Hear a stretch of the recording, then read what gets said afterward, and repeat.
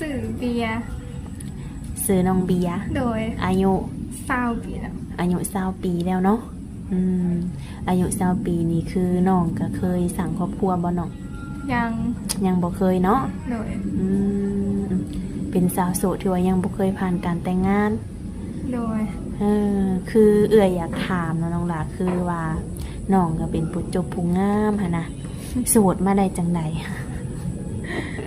มีคนมีแต่คนแบบว่าไม่ได้เขาบ่เสือว่าเฮาโสดสินะแล้วก็บ่เสือเนาะขนาดยังบ่อยากเสือได้ว่าน้องโสดนี่เพราะว่าน้องก็เป็นผู้จบผู้งามผู้หนึ่งเนาะเวลาไปใส่มาใส่นี่ผู้บ่าวแซวอยู่บ่แซวเป็นคนเรามีผู้บ่าวแล้วไผก็ว่ามีผู้บ่าวแล้วแต่ความเป็นจริงยังบ่มีบ่เลยอันนี้ก็คือ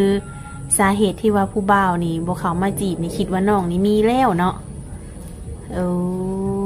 โดยคือน้องนี่ก็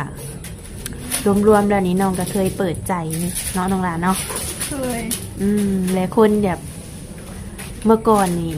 คนคุยของน้องค่ะนะปัจจุบันนี่ยังอยู่บ่ยังแล้วเพิ่นเป็นแนวใดแต่ก็บ่ฮู้ว่าสิว่าอะไรแบบอยู่ๆแล้วเพิ่นก็หายไปเองสิล่ะแปลกแท้เนาะเพิ่นบ่ได้บอกเหตุผลบ่เงียบหายไปเลยแม่โดยแต่ว่าปัจจุบันนี้น้องบ่ได้ลบกับไผบ่ถือว่าโสด 100% เนาะ โดยก็ถือว่ามาเปิดใจรอบนี้ทางน้องนี่ต้องระบุอยู่ว่าอยากได้ผู้บ่าวทางใดนี่ทางใดก็ได้เบิดบ่เรื่องอายุของเพิ่นนี่น้องละบ่จำกัดประมาณ50-60เองได้50-60เนาะโดย60ได้บ่น้องละได้น้องสิบ่ตีว่าเพิ่นนี่เฒ่าเกินไปบ่โอรมได้ในอนาคตให้เอาเฮ็ดสามีได้บ่ซะได้ว้าวเด้อเพราะว่า FC เอื้อยนี่อายุนี่50 60กว่าแบบนี้ฮะนะก็คือน้องนี่โอรมได้เนาะในอนาคตถ้าว่าร่วมกันเข้าใจกันนี่ก็คือสามารถเอาเฮ็ดลูกเฮ็ดผัวได้เนาะโดยคือน้องมีสเปคตายตัวบ่บ่มีเลยคือว่าผู้จบผู้งามบ่มีสเปคเลยบ่มีสเปคของแบบใดก็ได้สินะแบบใดก็ได้บ่วันนี้เรื่องนิสัยใจคอเพิ่นได้ซะยังบ่ฮู้ยังบ่เคยมีแฟนสินะบ่ฮู้ซ้ำมักอยู่ว่าจะผู้บ่าวใจดีดูแลเทคแคร์นี่มักเนาะซึ่งคนที่สิเข้ามาหาน้องนี่ต้องแบบต้องมีความเพียบพร้อมบ่แบบฐานะอีหยังเพิ่นนี่นะน้องละคนธรรมดาก็ได้บ่ได้อาชีพชาวไร่ชาวนาก็ได้บ่น้องละบ่ติว่าเพิ่นนี่สิถูกเกินไปบ่บ่ติเนาะบ่ติโดยคือน้องเบียร์นี่เนาะยังบ่เคยมีลูกมีผัวเนาะและคนที่สีเข้ามานี่นะเพิ่นแบบเคยมีเมียมาก่อนเด้ซะเนาะโอเคอยู่บ่โอเคอยู่เนาะต่อให้เพิ่นมีลูก2ลูก3ก็ได้บ่ได้ถือว่าบ่รังเกียจอีหยังเพิ่นโดย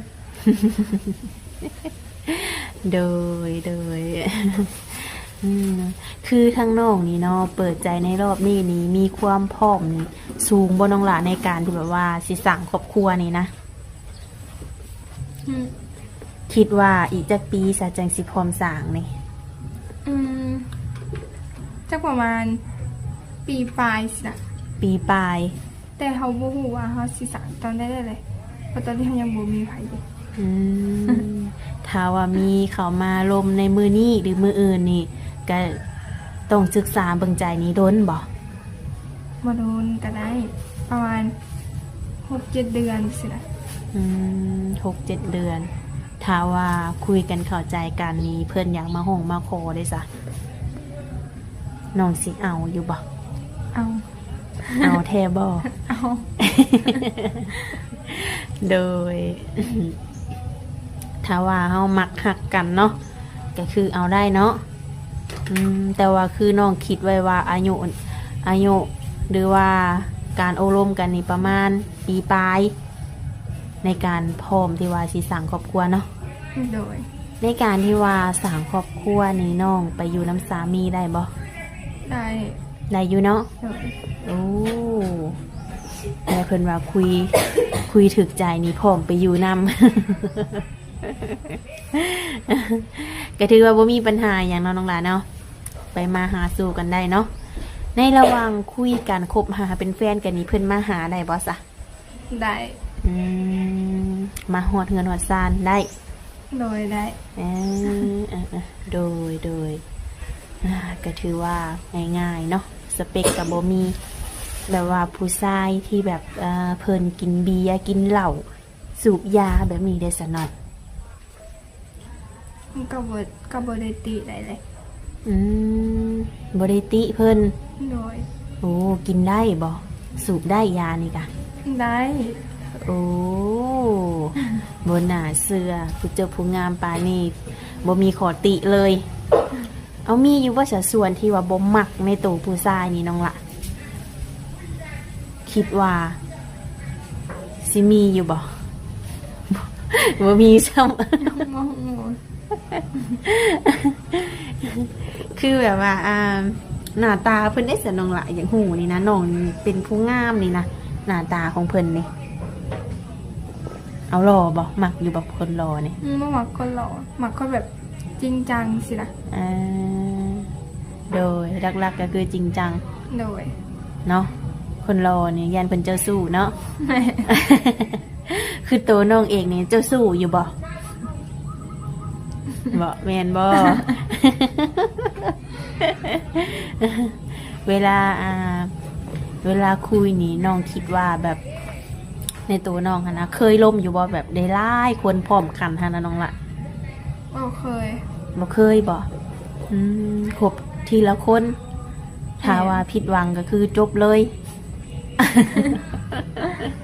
เหมือนที่ผ่านมาแม่นบ่คุยคนเดียวว่าเพิ่นเงียบไปก็คือเงียบไปเลยเนาะเฮาก็บ่มีคนคุยแล้วก็เฮ็ดหยังบ่ได้แม่นบ่เพราะว่าในการเงียบไปนี่เพิ่นก็บ่ได้บอกหยังเนาะได้น้องคุยกับเพิ่นโลนบ่น้องล่ะ กับบ่โดนประมาณผิดปลาย2ผิดแล้วก็หาย แปลกเนาะยังบ่ทันได้แบบศึกษาเบิ่งใจกันซ้ำเนาะแบบน้องบ่มีเวลาคุยบ่อะ มีบ่ โดย คือออกมาเปิดใจในมื้อนี้นี่สะดวกคุยสะดวกตอบอยู่บ่ สะดวก ถูกเวลาบ่หรือว่ามีเวลาจำกัด ได้เขานอนไว11 โมงเขาก็นอนเลย โดยแสดงว่าถ้าสิคุยนี่มีแต่ช่วง 7-8 โมง 9 โมงแบบนี้บ่ แม่น โดยได้ทุกมื้อนี่น้องได้เฮ็ดเวียกเฮ็ดงานหยังอยู่บ่ซะน้องล่ะ บ่ได้เห็นอะ บ่ได้เฮ็ดเนาะแล้วไม่แต่ว่าอยู่เฮือนอยู่น้ำพ่อน้ำแม่ แม่นยามนาก็เห็ดนาสินะ แล้วโดยปีนี้ก็ถือว่าเก็บเกี่ยวข้าวแล้วบ่ แล้ว ในรายอยู่บ่ข้าวปีนี้ ได้32 30 สอบบ่ แม่น กลุ่มกินบ่น้องล่ะ กับกลุ่มอยู่ด้วยอยู่ในเงินมีแต่6 คนสินะ ถือว่าเรื่องข้าวนี่นะกลุ่มกินเนาะโอ้โดยและคือทางน้องเบียร์นี่แบบวางแผนสิไปทางใดอยู่บ่หลังจากเกี่ยวข้าวแล้วนี่ ยังบ่ ก็ถือว่าถ้าว่าโอลมผู้บ่าวเนาะน้องหลานเนาะผู้บ่าวอยากมาหาได้ซะเนาะ อาหารก็ได้ มาได้บ่ ได้ บางทีแบบคนที่น้องยังบ่เคยคุยได้ซะอยากมาหานี่ ได้ แท้บ่ว้าวเดี๋ยววันแน่ได้บางทีเอื้อยอาจจะพา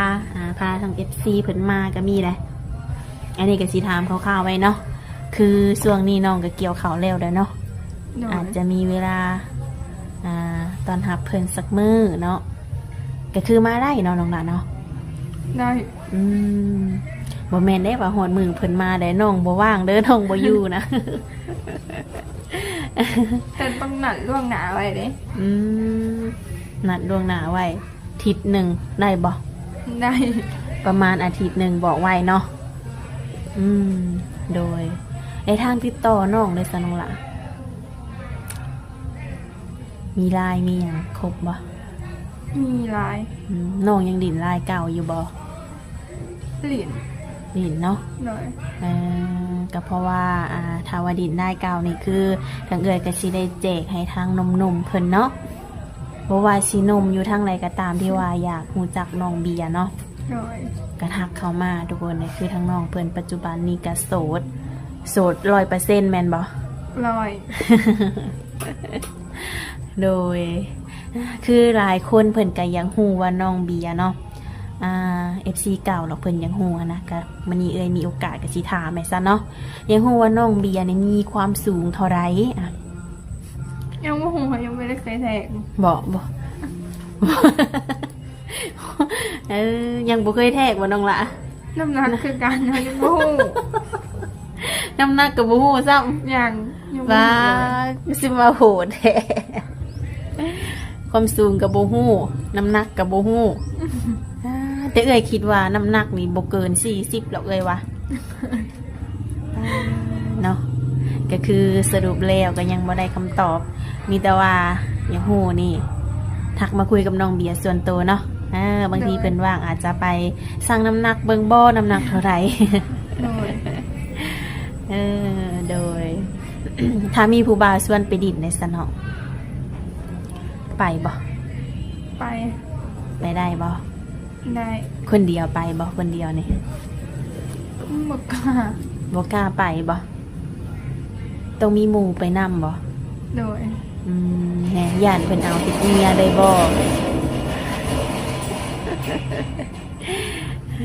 เนาะก็ถือว่าทั้งนอกนี่ก็ไปได้เนาะแต่ว่าต้องมีหมู่ไปนำ โดย โดยคือก็ประมาณน้องเปิดใจเมื่อก่อนนี้ฮอดบ่3-4 เดือนน้องล่ะช่วงลำหน้าแม่นบ่ ประมาณเดือน เดือน6บ่ประมาณนั้นเนาะก็คือเปิดใจแต่ก็คือมีคนทักเข้ามาอยู่แต่ว่า